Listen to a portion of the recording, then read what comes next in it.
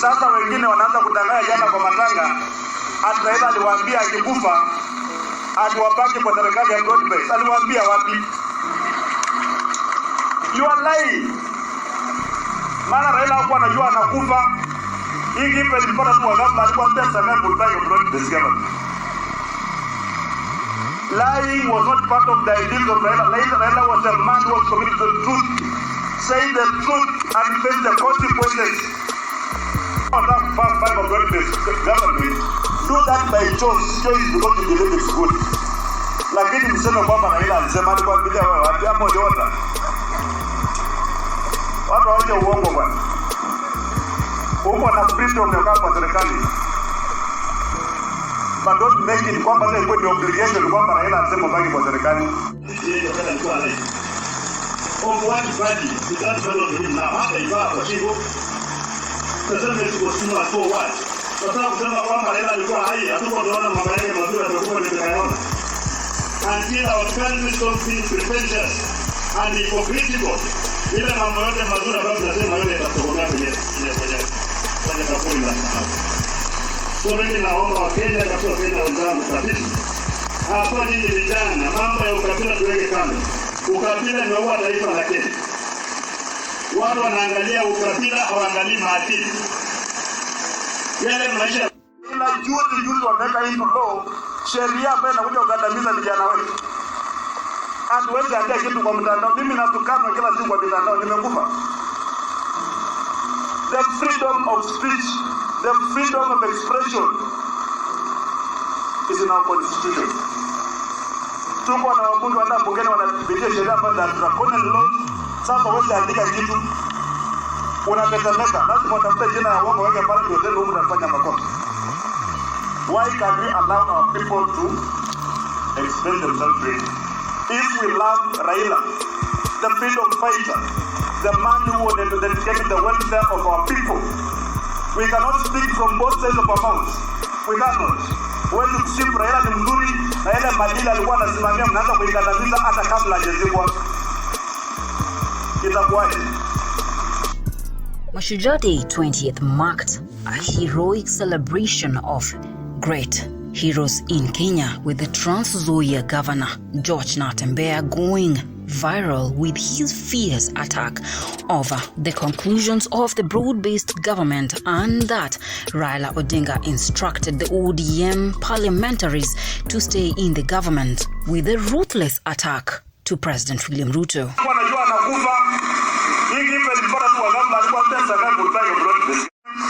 Raila alishinda kura. He won with a landslide. Lakini akanyang'anywa. Wakati Raila alikuwa ananyang'anywa kura wala ambao wanamsifu saizi walikuwa wapi? Natembea let out his wrath with a fierce attack to President William Ruto for awarding Raila Odinga a golden award for his humanitarian and fighting for the rights of Kenyans, symbolizing hypocrisy. Why praise him now? Why not when he was alive? The authority vested in me as president, I have today posthumously conferred upon the Right Honorable Raila Odinga the highest honor of the Republic, the Chief of the Order of the Golden Heart of Kenya. Of what value is that medal to him now? After he got a chivo, the service was not so wide. But now, some of them are high, I don't want to my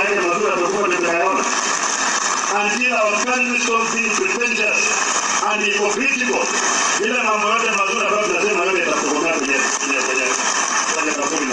Natembea decided to let out his wrath to President William Ruto, attacking him and accusing him of not giving Raila the award when he was alive, the award of humanitarian and a big heart. Why celebrate his heroic nature of fighting for Kenya while he's dead? Yet when he was alive, most of them betrayed him. Natembea is the DAPK leader and deputy leader. He has implemented strategies of taking over as the new leader in Western Kenya. He is the Trans Nzoia governor and has gained popularity in the Western region. Natembea releases his wrath because clearly William Ruto wants to take over ODM, which dismantles the legacy of Raila Amolo Odinga. Wengine wanaanza kudanganya jana kwa matanga, ati Raila aliwaambia akikufa atuwapake kwa serikali ya God base. Aliwaambia wapi? You are lying. Maana Raila hakuwa anajua anakufa. Hii hivyo ilipata tu wakati alikuwa pesa gani kutaka God base government.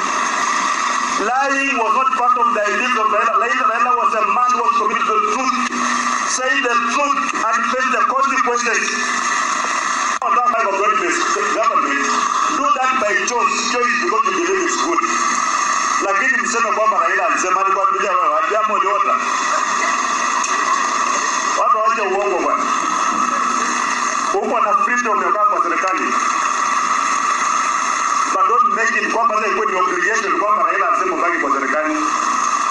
Clearly, George Natembea is trying to preserve the legacy of Raila Odinga and the ODM currently, which is under confusion.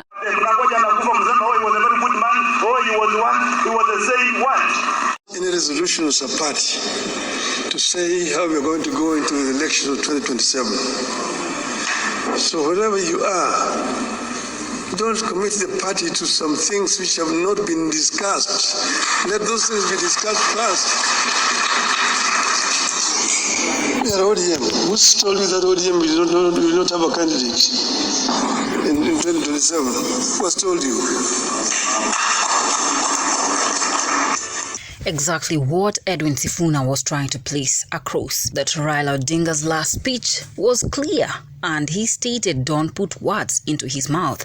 Clearly, Baba stated ODM will have a presidential candidate come 2027 with a strong defensive opposition to whoever wants to take control of ODM. He is called the bold Sifuna, and whenever he talks, he states only facts as the Secretary General of ODM. Raila Amolo Odinga alizungumza wazi mbele ya nchi nzima tarehe 22 mwezi uliopita mbele ya hawa wabunge katika hoteli ya Agile pale Nairobi. Baba aliongea kwa kinywa chake mwenyewe, na waomba viongozi msiingize maneno kwa mdomo ya mtu ambaye amelala.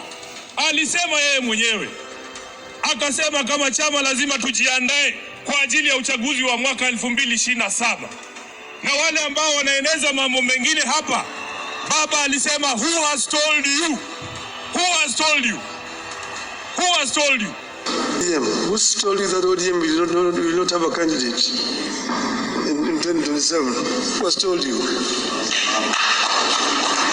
Now, when we look at Sifuna, what do you conclude? He has drawn the battles between loyalty and being bought off into the government to manipulate ODM. He vows to control and support ODM by reserving Baba's legacy. It's clear Edwin Sifuna has declared war and is rebellious against the broad-based government, which brings us to our questions. What will happen to Edwin Sifuna if William Ruto manages to take control of ODM? Hapa mbele yako Baba, ya kwamba chama hiki ambacho umetuachia, mimi Sifuna sitakuwa baadhi ya wale ambao watachangia kuangusha chama cha Raila Amolo Odinga. Because ODM is one of your biggest legacies, Your Excellency Baba. I, as Sifuna, will do everything in my power to keep this party united and together. Parties are the foundations of any meaningful democracy. And therefore, the future of ODM, the strength of ODM, the well-being of ODM matters a great deal to me, because that is how we are going to have a strong nation, by having strong, vibrant, national political parties. Kwa hivyo wana ODM, ile kitu mimi nataka niwahakikishie, kwa mapenzi ya Mungu, ODM will either form the next government or be part of the next government. Ile kitu siwezi kukubali. kitu kwa heshima ya huyu shujaa wetu. Ile kitu siwezi kukubali, na nitafanya juu chini, Mungu anisaidie. Ni wale ambao wanataka kung'oa chama ya ODM na kwenda kuchezea karata ya upinzani kule nje. Hiyo haitawezekana. It's already clear that ODM is divided into two, and we have people who are supporting the broad-based government and those who are against it. And clearly, yesterday, Simba Arati was inviting President William Ruto to join the ODM. This only means if William Ruto joins the ODM, he will become party leader. But will ODM allow William Ruto to join the political party that has been the strongest opposition party for 20 years? Yesterday, the president said he's going to make sure ODM remains to be the party. I want to urge him, out of the meeting of yesterday and today, Mheshimiwa William Samoei Ruto, wewe ulikuwa, you were a member of ODM. How I wish, when you're going to sit down, that you come back to your former party, ODM. You came back to ODM, definitely we'll have you as our flag bearer. If you came back to ODM, we will fulfill the promise Baba had a vision for. But for sure, I know hard times are ahead of us. We will go through it. I know crocodiles are there. They have emerged. They'll try to swim above the waters. We will be there to handle them. As Simba Arati, the governor of Kisii and the deputy party of ODM, I can assure you that in 2027, we will have our candidate, ODM candidate, as our presidential candidate. Politics is getting intense. The question is, will Sifuna allow William Ruto to take over ODM as party leader for his re-election come 2027, or he will stay and fight, rebelling against the broad-based government to secure and continue the legacy of Raila Amolo Odinga, the party leader of ODM, who was recently laid to rest, but his party still reigns Kenya. Will Natembea be the new flag bearer of Western Kenya?